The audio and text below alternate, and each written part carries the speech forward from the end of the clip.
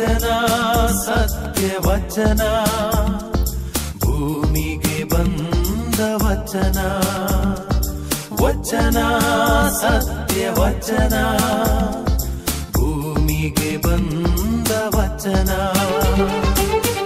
ಆದಿಯಲ್ಲಿ ಇದ್ದ ವಚನ, ನಮ್ಮ ನೋಡ ಬಂದ ವಚನ. ವಚನ ಸತ್ಯ ವಚನ, ಭೂಮಿಗೆ ಬಂದ ವಚನ.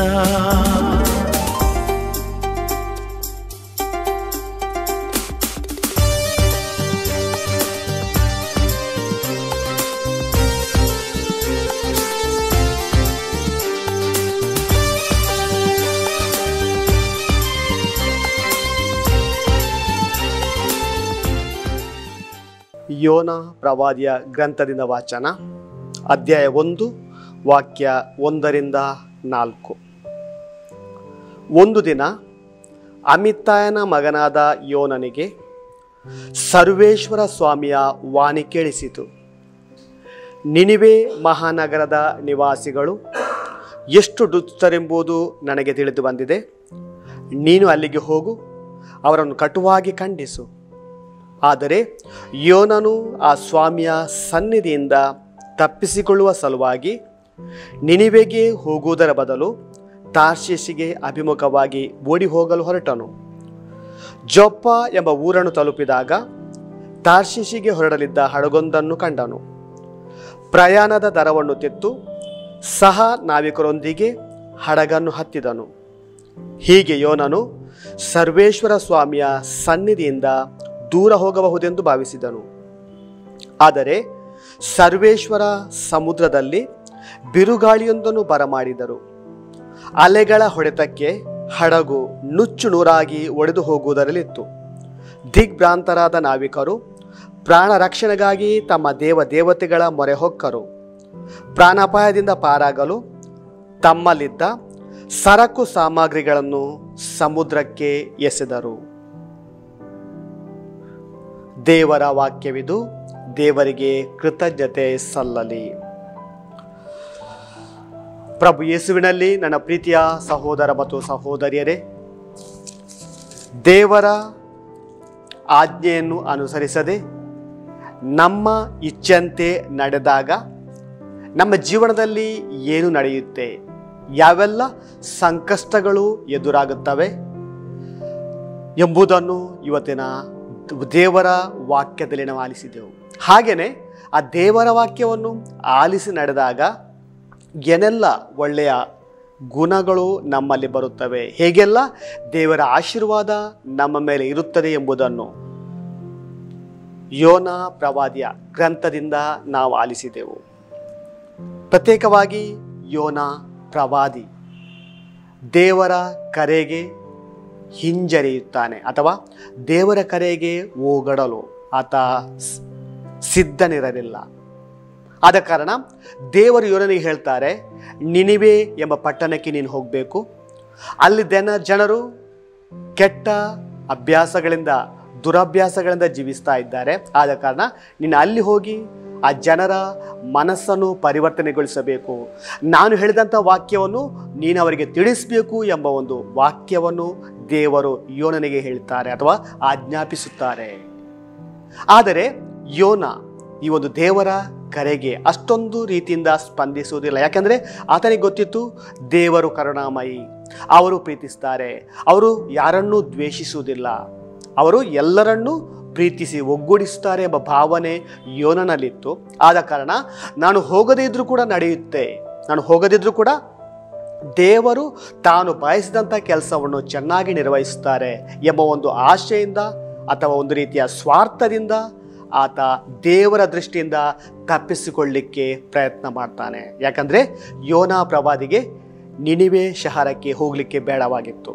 ಯಾಕಂದರೆ ಆ ಜನರು ಕೆಟ್ಟದಂತ ಆತನಿಗೆ ತಿಳಿದಿತ್ತು. ಮಾತ್ರವಲ್ಲ, ಅಲ್ಲಿ ಹೋದರೆ ತಾನು ಕೂಡ ಕಷ್ಟಕ್ಕೆ ಒಳಗಾಗ್ಬೋದು, ನನಗೂ ಕೂಡ ಸಂಕಟ ಸಮಸ್ಯೆಗಳು ಎದುರಾಗ್ಬೋದು ಎಂಬ ಒಂದು ಭಾವನೆಯಿಂದ ಆತ ನಿನಿವೆ ನಗರಕ್ಕೆ ಹೋಗಲು ಒಪ್ಪುವುದಿಲ್ಲ. ಈ ಸಂದರ್ಭದಲ್ಲಿ ಆತೊಂದು ಯೋಚನೆ ಮಾಡ್ತಾನೆ, ನಾನು ದೇವರ ಕಣ್ಣು ತಪ್ಪಿಸಿ ತಾರ್ಷೀಷಿಗೆ ಹೋಗ್ತೇನೆ, ಅಲ್ಲಿ ಖಂಡಿತವಾಗಿ ನನಗೆ ರಕ್ಷಣೆ ಸಿಗ್ಬೋದು, ದೇವರ ಕಣ್ಣಿಂದ ತಪ್ಪಿಸ್ಕೊಳ್ಬೋದು, ದೇವರ ಮಾತಿನಂತೆ ನಾನು ನಡೆದಿದ್ರೆ ಅವರಿಗೆ ಏನೂ ಆಗಲಿಕ್ಕಿಲ್ಲ ಎಂಬ ಒಂದು ಭಾವನೆಯಿಂದ ಆತ ದೇವರ ಕಣ್ಣು ತಪ್ಪಿಸಿ, ದೇವರ ವಾಕ್ಯ ಹೇಳುತ್ತೆ, ದೇವರ ಕಣ್ಣು ತಪ್ಪಿಸಿ ತಾನು ಬಯಸಿದಂಥ ಊರಿಗೆ ಹೋಗ್ತಾನೆ. ದೇವರು ಬಯಸಿದಂಥ ಊರಿಗೆ ಅಲ್ಲ, ದೇವರು ಹೇಳಿದಂಥ ಊರಿಗೆ ಅಲ್ಲ, ಬದಲಾಗಿ ತಾನು ಬಯಸಿದಂಥ ಒಂದು ಊರು, ತಾನು ದೇವರಿಂದ ಕಣ್ಣು ತಪ್ಪಿಸಿಕೊಳ್ಳುವಂಥ ಊರಿಗೆ ತಾರ್ಷೀಷಿಗೆ ಹೊರಡ್ತಾನೆ. ಈ ಸಂದರ್ಭದಲ್ಲಿ ಪ್ರೀತಿಯ ಸಹೋದರ ಮತ್ತು ಸಹೋದರರೇ, ದೇವರ ವಾಕ್ಯ ಹೇಳುತ್ತೆ ಆತ ಒಂದು ಹಡಗನ್ನು ಹತ್ತಾನೆ. ಯಾಕಂದರೆ ತಾರ್ಷೀಷಿಗೆ ಹೋಗಬೇಕಾದ್ರೆ ಆತ ಒಂದು ಹಡಗಿನಲ್ಲಿ ಪ್ರಯಾಣ ಮಾಡಬೇಕಿತ್ತು, ಅದು ತುಂಬ ದೂರ ಇತ್ತು. ಆದ ಕಾರಣ ಹಡಗಿನಲ್ಲೇ ಪ್ರಯಾಣಿಸ್ತಿರ್ಬೇಕಾದ್ರೆ ಎಲ್ಲರಂತೆ ಆತ ಕೂಡ ಟಿಕೆಟ್ ತೆಗಿತಾನೆ. ಆ ಹಣ ತೆತ್ತು ಆತ ಹಡಗಿನ ಒಳಗೆ ಹೋಗಿ ಒಂದು ಮೂಲೆಯಲ್ಲಿ ಹೋಗಿ ಮಲಗ್ತಾನೆ. ಈ ಸಂದರ್ಭದಲ್ಲಿ ಪ್ರೀತಿಯ ಸಹೋದರ ಮತ್ತು ಸಹೋದರಿ, ಹೇಗೆ ದೇವರ ಆಜ್ಞೆಯನ್ನು ಮೀರಿಸಿದಂಥ ಯೋನನಿಗೆ ಸಂಕಟಕ್ಕೆ ಒಳಗಾಗ್ತಾನೆ, ಹೇಗೆ ಆತ ಸಂಕಟಕ್ಕೆ ಒಳಗಾಗ್ತಾನೆ ಎಂಬುದನ್ನು ನಾವು ಮುಂದೆ ತಿಳಿತೇವೆ. ಇಲ್ಲಿ ಹಾಗೇನೆ ಆಯಿತು. ಯೋನ ಹೋಗಿ ಹಡಗಿನಲ್ಲಿ ಮಲಗಿದ್ದಾನೆ. ಆದರೆ ಯೋನ ಹೊರಹೋಗಿ ಅಲ್ಲಿ ಮಲಗಿದ್ದಂತೆ ದೊಡ್ಡ ಬಿರುಗಾಳಿ ಬರುತ್ತೆ. ಹಡಗು ಅಲ್ಲೋಲ ಕಲ್ಲೋಲವಾಗುತ್ತೆ, ಅಥವಾ ಸಮುದ್ರ ಅಲ್ಲೋಲ ಕಲ್ಲೋಲವಾಗುತ್ತೆ. ಹಡಗು ಯಾವಾಗ ಮುಳುಗುತ್ತೋ ಎಂಬ ಒಂದು ಭಾವನೆ, ಭೀತಿ ಆ ಹಡಗಿನಲ್ಲಿದ್ದಂಥ ಇತರ ಜನರಿಗೆ ಸಿಗುತ್ತೆ. ಆದ್ದರಿಂದ ಆ ಒಂದು ಭೀತಿಯಿಂದ ತಪ್ಪಿಸಿಕೊಳ್ಳಿಕ್ಕೆ ಅವರು ತಮ್ಮಲ್ಲಿದ್ದಂಥ ಸಾಮಗ್ರಿಗಳನ್ನೆಲ್ಲ ಹೊರಗೆ ಹಾಕ್ತಾರೆ. ಯಾಕಂದರೆ ದೊಡ್ಡ ದೊಡ್ಡ ವಸ್ತುಗಳಿದ್ದವು, ತುಂಬ ದಾಸ್ತಾನುಗಳಿದ್ದವು, ಅನೇಕ ದಿನಗಳಿಗೆ ಸಾಕಾಗುವಷ್ಟು ಅಕ್ಕಿ ದಾಸ್ತಾನುಗಳೆಲ್ಲ ಇದ್ದವು. ಅದನ್ನೆಲ್ಲ ಅವರು ಸಮುದ್ರಕ್ಕೆ ಬಿಸಾಡ್ತಾರೆ. ಯಾಕಂದರೆ ಈ ಒಂದು ಭಾರದಿಂದ ಹೀಗೆಲ್ಲ ಹಡಗು ಅಲ್ಲೋಲ ಕಲ್ಲೋಲವಾಗುತ್ತೆ. ಆದ ಕಾರಣ ಆ ದುಬಾರವಾದ ವಸ್ತುವನ್ನು ಹೊರಗೆ ಬಿಸಾಡಿದರೆ ಖಂಡಿತವಾಗಿ ನಮಗೆ ರಕ್ಷಣೆ ಸಿಗ್ಬೋದು, ಹಡಗು ಸರಿಯಾಗ್ಬೋದು, ಸಮುದ್ರ ಕೂಡ ಶಾಂತ ಆಗ್ಬೋದು ಎಂಬ ಒಂದು ಭಾವನೆ ಅವರಲ್ಲಿತ್ತು. ಆದರೆ ಯೋನನ ಈ ಒಂದು ದುರ್ಬುದ್ಧಿಯ ಬಗ್ಗೆ ಆ ಜನರಿಗೆ ಅರಿತಿದ್ದಿಲ್ಲ, ಆ ಜನರಿಗೆ ತಿಳಿದಿದ್ದಿಲ್ಲ. ಆದ ಕಾರಣ ಅವರು ತಮ್ಮಲ್ಲಿದ್ದಂಥ ದೊಡ್ಡ ದೊಡ್ಡ ಸಾಮಗ್ರಿಗಳನ್ನು ಸಮುದ್ರಕ್ಕೆ ಎಸೆಯುತ್ತಾರೆ. ಹಾಗಾದರೂ ಸಮುದ್ರ ಶಾಂತವಾಗಲಿ ಎಂಬ ಒಂದು ಭಯಕ್ಕೆ ಅವರದಾಗಿತ್ತು. ಆದರೆ ಪ್ರೀತಿಯ ಸಹೋದರ ಮತ್ತು ಸಹೋದರರೇ, ಈ ದೇವರ ವಾಕ್ಯದ ಮುಖಾಂತರ ನಮಗೆ ಗೊತ್ತಾಗುತ್ತೆ, ಅಷ್ಟೊಂದು ದೊಡ್ಡ ಭಾರವಾದ ವಸ್ತುಗಳನ್ನು ಸಮುದ್ರಕ್ಕೆ ಬಿಸಾಡಿದ್ರೂ ಕೂಡ ಸಮುದ್ರ ಶಾಂತವಾಗೋಲ್ಲ. ಹಡಗು ಅಲ್ಲೋಲ ಕಲ್ಲೋಲವಾಗಿರ್ತದೆ, ಸಮುದ್ರ ಕೂಡ ಅಲ್ಲೋಲ ಕಲ್ಲೋಲವಾಗಿರುತ್ತೆ. ಆದ ಕಾರಣ ಈ ಸಂದರ್ಭದಲ್ಲಿ ದೇವರ ವಾಕ್ಯ ಹೇಳುತ್ತೆ, ಆ ಎಲ್ಲ ಜನರು ತಮ್ಮ ತಮ್ಮ ದೇವರುಗಳನ್ನು ಪ್ರಾರ್ಥನೆ ಮಾಡಲಿಕ್ಕೆ ಆರಂಭಿಸಿದ್ರು, ತಮ್ಮ ತಮ್ಮ ದೇವತೆಗಳನ್ನು ಆರಾಧನೆ ಮಾಡಲಿಕ್ಕೆ ಅವರು ಆರಂಭಿಸ್ತಾರೆ. ಯಾಕಂದರೆ ಹೇಗಾದರೂ ಮಾಡಿ ಸಮುದ್ರ ಶಾಂತವಾಗಲಿ, ನಮ್ಮ ಪ್ರಯಾಣ ಸುಗಮವಾಗಲಿ, ನಾವು ತಲುಪುವಂಥ ಜಾಗ ನಮಗೆ ಸುಗಮವಾಗಿ ತಲುಪಲಿಕ್ಕೆ ಸಾಧ್ಯವಾಗಲಿ ಎಂಬ ಒಂದು ಬಯಕೆಯಿಂದ ದೇವರಿಗೆ ಅವರು ಮೊರೆ ಇಡ್ತಾರೆ, ದೇವರಲ್ಲಿ ಅವರು ಪ್ರಾರ್ಥನೆ ಮಾಡ್ತಾರೆ. ಈ ಸಂದರ್ಭದಲ್ಲಿ ಪ್ರೀತಿಯ ಸಹೋದರ ಮತ್ತು ಸಹೋದರೇ, ಅಷ್ಟೊಂದು ಜನರು ಅಷ್ಟೊಂದು ದೇವತೆಗಳನ್ನು ಪ್ರಾರ್ಥಿಸಿದ್ರು ಕೂಡ ಆ ಸಮುದ್ರ ಶಾಂತವಾಗೋಲ್ಲ. ಅಲ್ಲಿ ಅಲ್ಲೋಲ ಕಲ್ಲೋಲವಾಗಿರುತ್ತೆ. ಹಡಗು ಕೂಡ ಪ್ರಯಾಣ ಮಾಡಲಿಕ್ಕೆ ಮತ್ತಷ್ಟು ತುಂಬ ಕಠಿಣ ಅನಿಸುತ್ತೆ. ಈ ಸಂದರ್ಭದಲ್ಲಿ ಒಬ್ಬ ಅಧಿಕಾರಿ ಹಡಗಿನ ಒಳಗೆ ಅಂದರೆ ಕೆಳಗಿನ ಮನೆಗೆ ಹೋಗಿ ನೋಡಿದಾಗ ಯೋನ ಅಲ್ಲಿ ಆರಾಮವಾಗಿ ಮಲಗಿದ್ದ ಎಂಬುದಾಗಿ ದೇವರ ವಾಕ್ಯ ಹೇಳುತ್ತೆ. ಯೋನ ಯಾವುದೇ ಚಿಂತೆ ಇಲ್ಲದೆ ಆರಾಮವಾಗಿ ಮಲಗಿದ್ದ. ಈ ಸಂದರ್ಭದಲ್ಲಿ ಆ ಅಧಿಕಾರಿ ಆ ಯೋನನ ಎಬ್ಬಿಸಿ ಹೇಳ್ತಾರೆ, ಏನಯ್ಯ ಇಷ್ಟೆಲ್ಲ ಕಷ್ಟಗಳನ್ನು ನಾವು ಎದುರಿಸ್ತಾ ಇದ್ದೇವೆ, ಸಮುದ್ರ ಎಲ್ಲ ಅಲ್ಲೋಲು ಕಲ್ಲೋಲವಾಗಿದೆ, ಶಾಂತವಾಗಿದೆ ಸಮುದ್ರ, ತುಂಬ ನಾವು ಕಷ್ಟದಿಂದ ಪ್ರಯಾಣ ಮಾಡ್ತಾ ಇದ್ದೇವೆ, ನಿನಗೆ ಯಾವುದು ಯೋಚನೆ ಇಲ್ವಾ? ನೀನಿನ್ನು ಸುಮ್ಮನೆ ಮಲಗಿದ್ದೀಯಲ್ಲ, ಹೋಗು ನೀನು ಕೂಡ ಎದ್ದು ನಮ್ಮಂತೆ ಪ್ರಾರ್ಥನೆ ಮಾಡು, ನೀನಿನ ದೇವರನ್ನು ಪ್ರಾರ್ಥನೆ ಮಾಡು, ಖಂಡಿತವಾಗಿ ದೇವರು ಸಮಾಧಾನಗೊಂಡು ಸಮುದ್ರವನ್ನು ಶಾಂತ ಮಾಡಲಿಕ್ಕೆ ಸಾಧ್ಯ ಇದೆ ಎಂಬುದಾಗಿ ಯೋನನಿಗೆ ಎಚ್ಚರಿಸಿದಾಗ ಯೋನನಿಗೆ ತಿಳಿಯುತ್ತೆ, ಯಾಕೆ ನಾನು ದೇವರ ವಾಕ್ಯವನ್ನು ಮೀರಿ ಈ ಜಾಗಕ್ಕೆ ಬಂದಿದ್ದೇನೆ, ಆದ ಕಾರಣ ಇದು ನನ್ನಿಂದಾಗಿಯೇ ಸಮುದ್ರ ಅಶಾಂತವಾಗಿದೆ, ಅಲ್ಲೋಲ ಕಲ್ಲೋಲವಾಗಿದೆ ಎಂಬುದಾಗಿ ಆತನಿಗೆ ತಿಳಿಯುತ್ತೆ. ಆದ ಕಾರಣ ಯೋನ ತನ್ನ ತಪ್ಪನ್ನು ಒಪ್ಪಿಕೊಳ್ತಾನೆ. ಆ ಅಧಿಕಾರಿಗೆ ತನ್ನ ಬಗ್ಗೆ ಹೇಳ್ತಾನೆ, ನಾನು ಸರ್ವೇಶ್ವರ ಸ್ವಾಮಿಯ ಸೇವಕ, ಆ ಸರ್ವೇಶ್ವರ ಸ್ವಾಮಿಯ ಮಾತನ್ನು ಮೀರಿ ನಾನು ಇಲ್ಲಿ ಬರ್ತಾ ಇದ್ದೇನೆ. ನನಗೆ ಅವರು ನಿನಿವೆ ನಗರಕ್ಕೆ ಹೋಗ್ಲಿಕ್ಕೆ ಹೇಳಿದ್ರು, ನಾನು ತಾರ್ಷೀಷಿಗೆ ತಪ್ಪಿಸಿಕೊಂಡು ಹೋಗ್ತಾ ಇದ್ದೇನೆ. ಆದ ಕಾರಣ ದೇವರ ಕಣ್ ತಪ್ಪಿಸಿ ನಾನು ಬಂದ ಕಾರಣ ಈ ಎಲ್ಲ ಅವಾಂತರಗಳು ಇಲ್ಲಿ ನಡೆಯುತ್ತಾ ಇವೆ. ಹಾಗಾದರೆ ನಾನು ಏನು ಮಾಡಬೇಕು ಎಂಬುದಾಗಿ ನಾವು ಏನು ಮಾಡಬೇಕು ಎಂಬುದಾಗಿ ಅಧಿಕಾರಿ ಯೋನನಲ್ಲಿ ಕೇಳಿದಾಗ ಯೋನ ಹೇಳ್ತಾನೆ, ಸತ್ಯವಾಗಿ ಹೇಳ್ತಾನೆ, ನೀವು ನನ್ನನ್ನು ಸಮುದ್ರಕ್ಕೆ ಬಿಸಾಡಿ ಖಂಡಿತವಾಗಿ ಸಮುದ್ರ ಶಾಂತವಾಗುತ್ತೆ. ಪ್ರೀತಿಯ ಸಹೋದರ ಮತ್ತು ಸಹೋದರರೇ, ಇಲ್ಲಿ ಒಂದು ಯೋಚನೆಯನ್ನು ನಾವು ನೋಡಬೇಕು. ಯೋನನಿಗೆ ದೇವರ ಸರ್ವೇಶ್ವರ ಸ್ವಾಮಿಯ ಮೇಲೆ ಭಕ್ತಿ ಇತ್ತು, ವಿಶ್ವಾಸ ಇತ್ತು. ಆತನಿಗೆ ಖಂಡಿತವಾಗಿ ಗೊತ್ತಿತ್ತು ಸರ್ವೇಶ್ವರ ಸ್ವಾಮಿ ಹೇಳಿದ್ದನ್ನು ಮಾಡ್ತಾರೆ. ಆದ ಕಾರಣ ಆತ ಅಧಿಕಾರಿಗೆ ಧೈರ್ಯವಾಗಿ ಹೇಳ್ತಾನೆ, ನೀವೊಂದು ವೇಳೆ ನನ್ನನ್ನು ಸಮುದ್ರಕ್ಕೆ ಬಿಸಾಡಿದರೆ ಸಮುದ್ರ ಶಾಂತವಾಗ್ಬೋದು. ಅಲ್ಲೋಲ ಕಲ್ಲೋಲತೆ ನಿಲ್ಬಹುದು ಎಂಬ ಒಂದು ಮಾತನ್ನು ಧೈರ್ಯವಾಗಿ ಹೇಳ್ತಾನೆ. ಅಂದರೆ ಸರ್ವೇಶ್ವರ ಸ್ವಾಮಿಯೇ ನಿಜವಾದ ದೇವರು. ಅವರ ಮಾತನ್ನು ತಪ್ಪಿಸಿದ್ದಕ್ಕಾಗಿ ಈ ಎಲ್ಲ ಶಿಕ್ಷೆಗೆ ನಾವೆಲ್ಲರೂ ಒಳಗಾಗಿದ್ದೇವೆ. ಆದ ಕಾರಣ ನನ್ನ ಒಬ್ಬನಿಂದಾಗಿ ನಿಮಗೆಲ್ಲರಿಗೂ ಶಿಕ್ಷೆ ಬೇಡ. ಆದ ಕಾರಣ ನೀವು ನನ್ನನ್ನು ಸಮುದ್ರದಲ್ಲಿ ಎಸೇರಿ, ಸಮುದ್ರ ಶಾಂತವಾಗುತ್ತೆ ಎಂಬ ಭಾವನೆಯಿಂದ ಆತ ಅಧಿಕಾರಿಗೆ ಹೇಳ್ತಾನೆ. ಅದು ಅಧಿಕಾರಿ ಹಾಗೆ ಮಾಡೋಲ್ಲ, ಬದಲಾಗಿ ನೀನು ಪ್ರಾರ್ಥನೆ ಮಾಡು, ಪ್ರಾರ್ಥನೆ ಮಾಡಿದರೆ ಖಂಡಿತವಾಗಿ ಸಮುದ್ರ ಶಾಂತವಾಗ್ಬೋದು ಎಂಬ ಧೈರ್ಯವನ್ನು ಹೇಳ್ತಾನೆ. ಆದರೂ ಕೂಡ ಯೋನ ಹೇಳ್ತಾನೆ, ಇಲ್ಲ, ದೇವರು ನನ್ನಲ್ಲಿ ಸಿಟ್ಟುಗೊಂಡಿದ್ದಾರೆ, ನನ್ನನ್ನು ಸಮುದ್ರಕ್ಕೆ ಎಸೆದಾಗ ಮಾತ್ರ ಅಲ್ಲೋಲತೆ ಕಲ್ಲೋಲತೆ ನಿಲ್ಬೋದು, ಸಮುದ್ರ ಶಾಂತವಾಗ್ಬೋದು, ನೀವು ಶಾಂತವಾಗಿ ನಿಮ್ಮ ಜಾಗವನ್ನು ತಲುಪಬಹುದು ಎಂಬ ಭಾವನೆಯಿಂದ ಯೋನ ಅಧಿಕಾರಿಗೆ ಹೇಳ್ತಾನೆ. ಮತ್ತೆ ಪ್ರೀತಿಯ ಸಹೋದರ ಮತ್ತು ಸಹೋದರಿದೆ, ಸಮುದ್ರ ಶಾಂತವಾಗೋಲ್ಲ, ಅಲ್ಲೋಲತೆ ಕಲ್ಲೋಲತೆ ಮುಂದುವರಿಯುತ್ತಾ ಇರ್ತದೆ.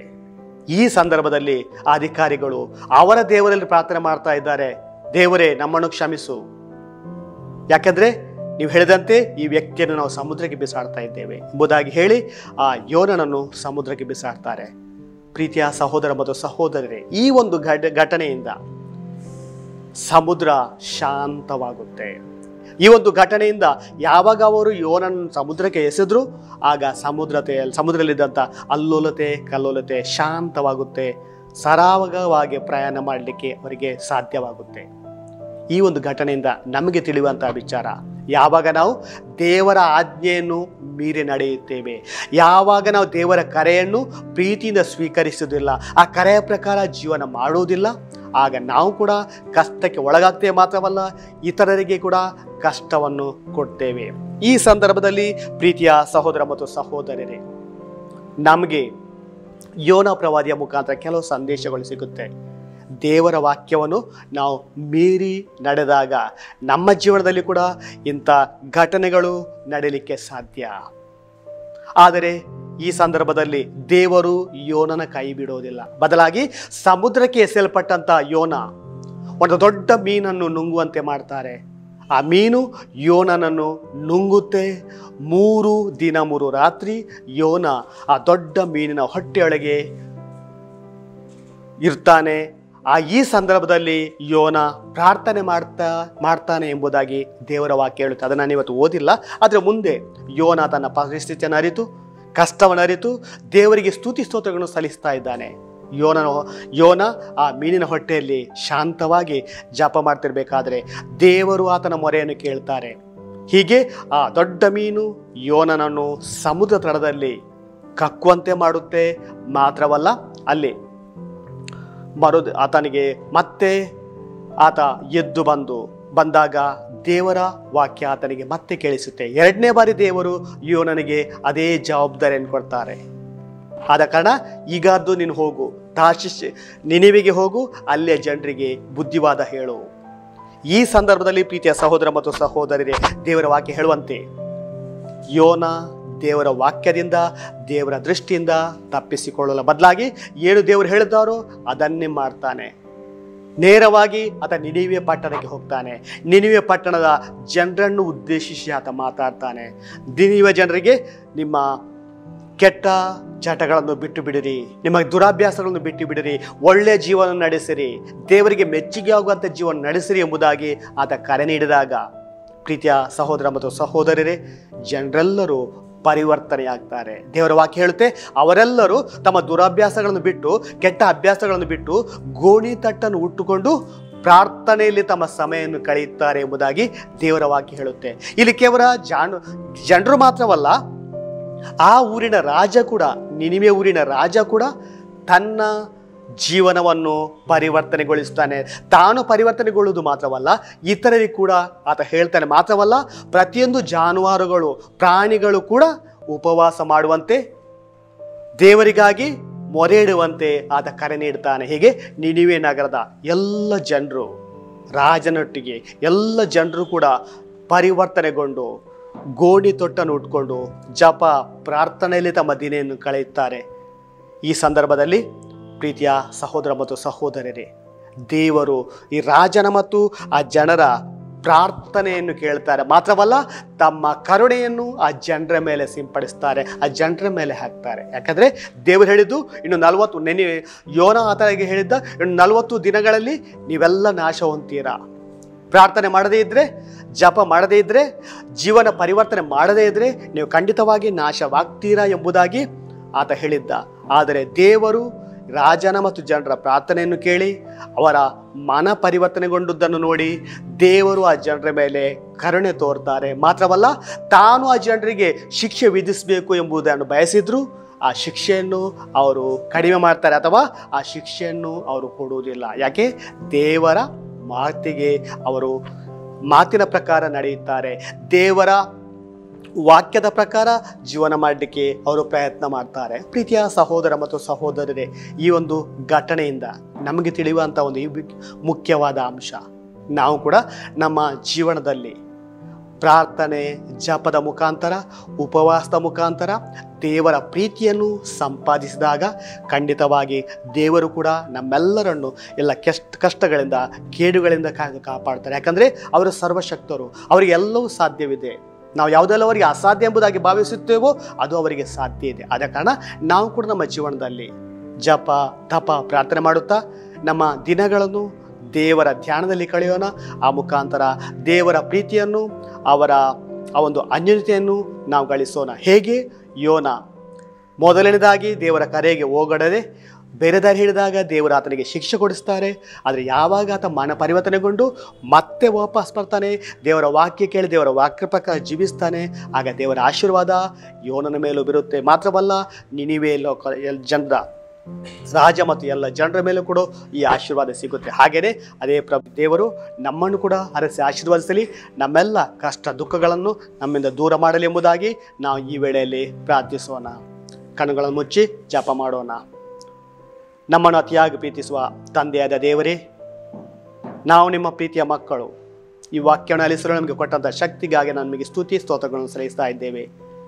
ನಿಮ್ಮ ವಾಕ್ಯವನ್ನು ಆಲಿಸಿದಂಥ ನಾವು ಕೂಡ ಯೋನನಂತೆ ಮನ ಪರಿವರ್ತನೆಗೊಂಡು, ನಿನಿವೆ ಊರಿನ ರಾಜ ಮತ್ತು ಜನರಂತೆ ಮನ ಪರಿವರ್ತನೆಗೊಂಡು ಒಳ್ಳೆಯ ಪ್ರೀತಿಯ, ಶಾಂತಿ, ಸಮಾಧಾನದ ಜೀವನ ನಡೆಸಲು ಬೇಕಾದಂಥ ಶಕ್ತಿಯನ್ನು, ವರ ಕೃಪೆಯನ್ನು ನಮಗೆ ನೀಡಿರಿ. ಈ ಪ್ರಾರ್ಥನೆಯನ್ನು ನಿಮ್ಮ ಪುತ್ರ ಪ್ರಭು ಯೇಸು ಸ್ವಾಮಿಯ ಪವಿತ್ರ ನಾಮದಲ್ಲಿ ಪ್ರಾರ್ಥಿಸುತ್ತೇವೆ.